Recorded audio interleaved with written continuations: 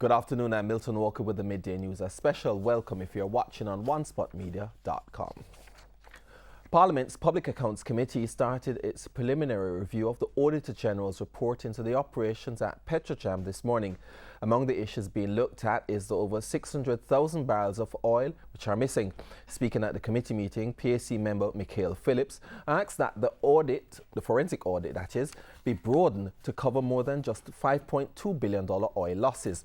Prime Minister Andrew Holness said yesterday at a press briefing that he will be ordering a forensic audit into the operations of Petrojam. However, some members of the PAC have requested that the forensic audit be carried out by an independent team, which is chosen by the Auditor General's Department. We'll have more on this story in Primetime News at 7. The strike by medical technologists has escalated. Medical technologists at facilities in St. Catherine, St. Mary, Hanover and St. James have joined their colleagues in Kingston in protest. Their colleagues assigned to the National Public Health Laboratory, the Blood Bank and the Victoria Jubilee Hospital have been on strike since yesterday. The medical technologists grouse is with the Director of Laboratory Services. Complaints have been lodged against the individual since 2014, which they say have not been dealt with by the Ministry of Health. The intensification of the strike occurred despite a conciliatory meeting which was called for 11 o'clock at the Ministry of Labour this morning. Strong condemnation is being hurled at the business community for not allowing persons with disabilities a chance to add to the growth of the country's economy. We'll have the details from TVJ's O'Shane Masters. Mounting concerns from the disabled community this afternoon, as they say little is being done by the Andrew Holness administration and business operators to have them integrated into the country's economic life. Speaking at a function in Westmoreland recently, Senator Floyd Morris noted that the treatment meted out to persons with disabilities is unfair. He said that the disabled community, just like anyone else, wants to be a part of a productive sector of the society. Persons with disabilities don't want any handout. What we want is for opportunities to be created so that we can get an education, so we can get employment, and so we can take care of our families. We cannot afford for the approximately 400,000 individuals living with disabilities being marginalized in our society. It's why Senator Morris is calling for persons living with disability to press the government for legislation which will protect their rights. In the meantime, he added this warning for people who are reluctant to give individuals with disabilities the opportunity to be productive. So I want all and sundry in the society to take heed and take warning to shape up or ship out, because the law is coming to protect the rights of persons with disabilities. His comments follow the announcement by Labour and Social Security Minister Shahini Robinson that the Disabilities Act 2014 will come into effect next year. The Act seeks to ensure the full and effective participation and inclusion of persons with disabilities in the society on an equal basis with others. O'Shane Masters, TVJ News. The issue of inadequate bed spaces at some of the nation's hospitals could soon be over, as several infirmaries have been benefiting from additional beds and new wings. Some of these spaces have also been upgraded. It follows an impassioned plea by the Ministries of Health and local government for social cases to be removed from hospital. TVJ's Prince Moore reports. Some 40 individuals are expected to benefit from the donation of beds to the Spanish Town Infirmary by Food for the Poor. The donations, which were made recently, follows the announcement earlier this year by the Ministries of Health and local government about the removal of social cases from the nation's hospitals. Social cases refer to persons who have been living at hospitals for years, some of whom have been abandoned by their families. According to Health Minister Dr. Christopher Tufton, approximately 10% of the bed spaces in hospitals are occupied by people who have nowhere else to go. The Health Ministry also noted that social cases are causing havoc to the already burdened system. This was also confirmed by Mayor of Spanish Town, Norman Scott. I see the conditions. I see people have to be sitting on chairs and they are well sick people. Those persons that we are taking out of the hospitals, they are from all walks of life in Jamaica. They are not just from Spanish Town. They are not just from St. Catherine. And so these 40 beds will go a whole way in helping the healthcare system in Jamaica. Executive Director of Food for the Poor, David Mayer, says there are also other plans to help the health sector. Right now, we're looking at other things. Myself and Mayor Scott are talking to see what else we can do, but we're constantly working with the public hospitals in Jamaica and the Ministry of Health to facilitate in any way we can. The individuals at the Spanish Town Hospital are expected to be transferred to the infirmary by year end. Meanwhile, additional bed spaces were also created at the Mapen Hospital as some of its patients were transferred to the Clarendon Infirmary last month. That hospital has been running short on bed spaces for over 7 years. Prince Moore, TVJ News. There was a standoff between residents and police officers in Trenchtown this morning after it was alleged that a lawman killed a man in his home on 4th Street. The residents are calling for justice, saying that the man was killed innocently. Residents say that the incident occurred sometime after 3 o'clock this morning. The grief-stricken family took to the streets as they say the deceased, 37-year-old Francisco Daly, was a good man. The former Energy Minister Philip Paulwell is again insisting that during his tenure, measures were put in place to ensure proper oversight over the Energy Ministry's operations. His comment follows more questions about infrequent board meetings at Petrojam and the PCJ and questionable contracts being issued. At Monday's PNP press conference on the Auditor General's report, Mr. Paulwell insisted steps were taken to ensure accountability.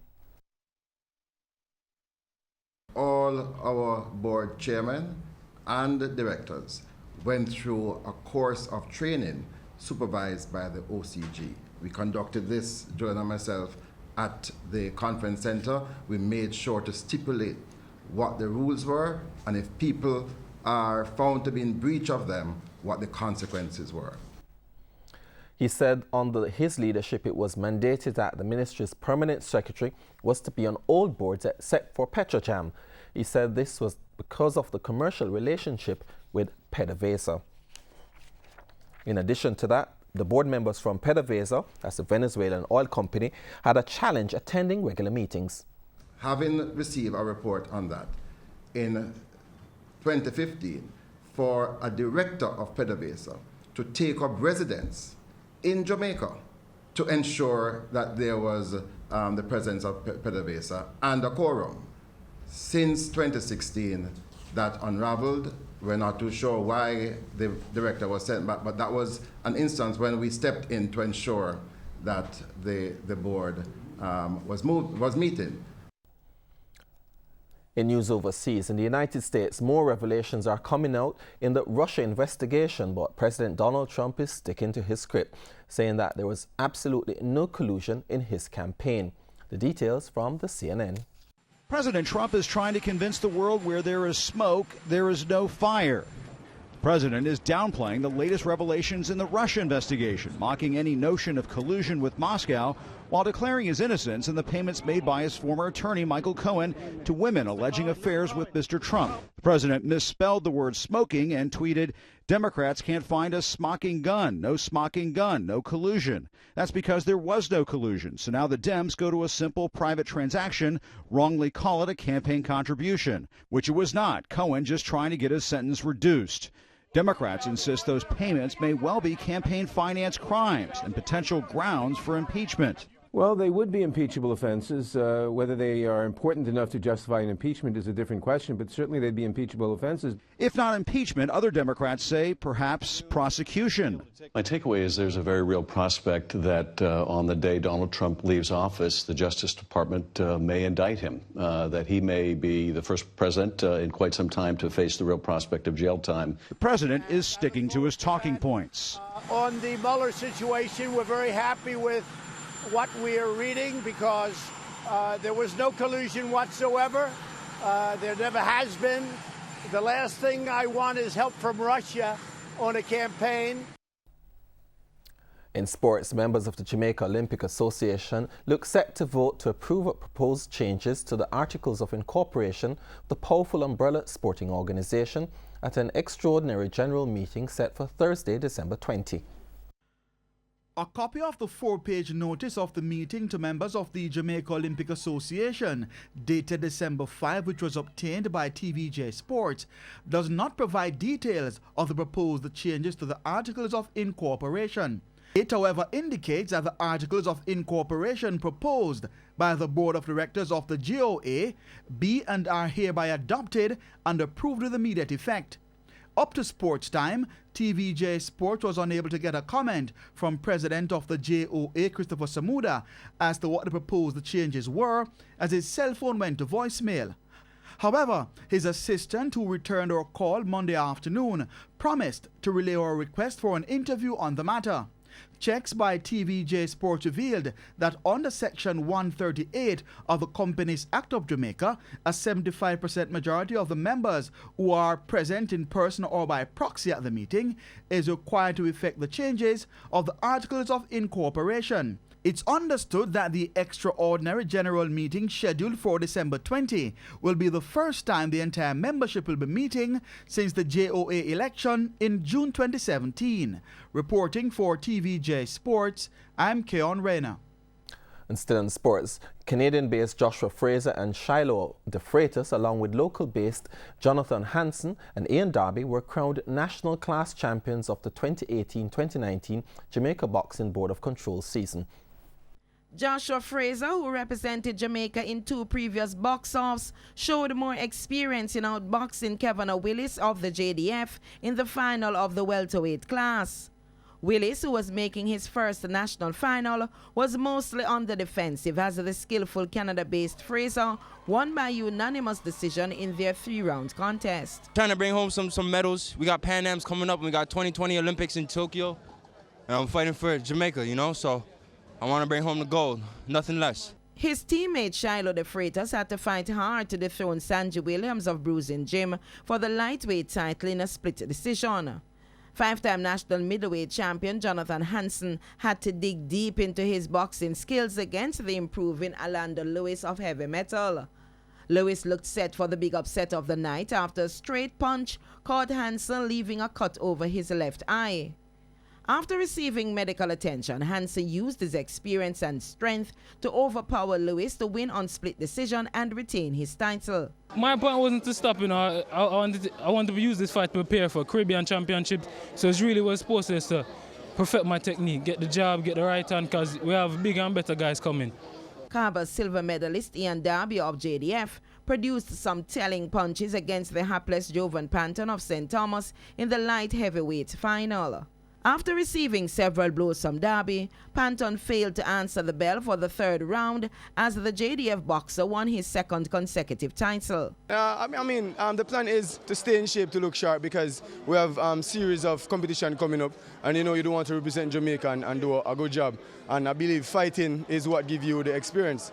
Omar Campbell of Bruising Jim and Rayon Sinclair of JDF produced the most exciting bout of the night in their heavyweight clash. In the end, Campbell got the judges nod on points. Ricardo Brown of GC Foster knocked down Frank McKenzie 3 times in winning the super heavyweight title. Karen Madden, TVJ Sports. And that's the Midday News. I'm Milton Walker. Join us at 7 for primetime news on behalf of the news, sports and production teams. Good afternoon.